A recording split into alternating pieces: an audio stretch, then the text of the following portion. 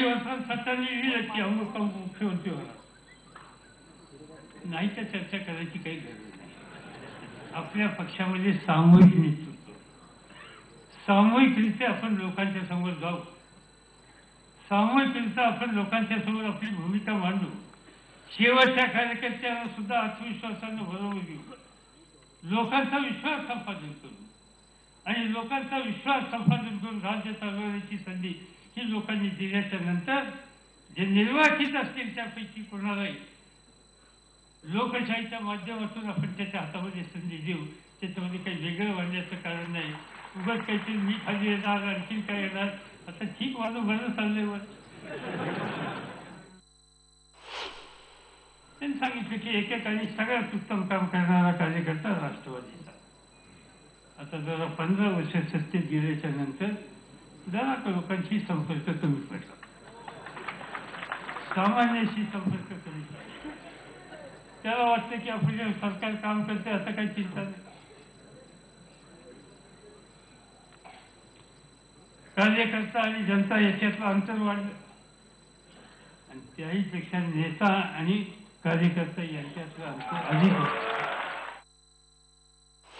महाराष्ट्रातल्या जनतेला माहिती आहे राज्य चालवायची समर्थपणाने सुरुवात या लोकांच्या होते आणि याच्या पाठीशी तुम्ही सगळे जण आणि तुमच्या सगळ्यांच्या शक्तीच्या माध्यमातून हे राज्य भक्कम करणाऱ्या चालवण्याच्या संबंधीची कामगिरी हे घटक करतील या प्रकारचा विश्वास महाराष्ट्राच्या जनतेला आहे.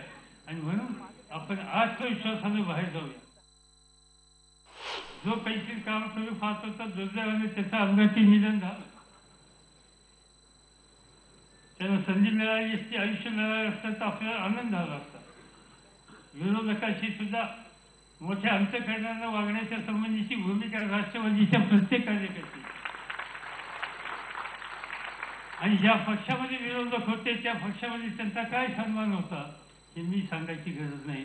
मी कालच्या वर्तमानपत्रामध्ये भारतीय जनता पार्टीच्या एका नेत्याचं भाषण विधान परिषदेचं होतं. विधान परिषदेबद्दल मी वाचलं फुलकरांचं आणि त्यांनी सांगितलं की तिचा आमच्या पक्षामध्ये त्याला सन्मान नव्हता. टोकाची टीका मी केली, आमच्या केली असेल, पण राष्ट्रवादीचा नेता असो किंवा कार्यकर्ता असो समोरच्या विरोधकाचा सन्मान केला.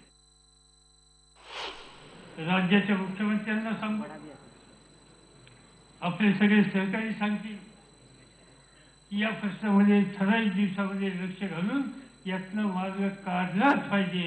वीज, एलबीची या संबंधीचे जे प्रश्न आहेत त्याच्या सोडवणुकीच्या बाबतीत तडजोड नाही ही भूमिका राष्ट्रवादीला घ्यावी लागेल आणि त्याबद्दलची काळजी आपण त्या ठिकाणी घेणार आहोत.